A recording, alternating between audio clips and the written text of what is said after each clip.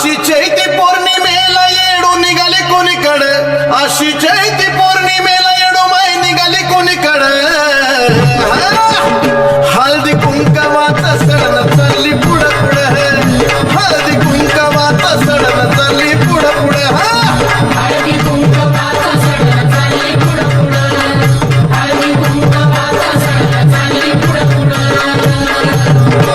आली डोंगराच्या खाली गर्दी अर्ध्यांची झाली आली डोंगराच्या खाली गर्दी अर्ध्यांची झाली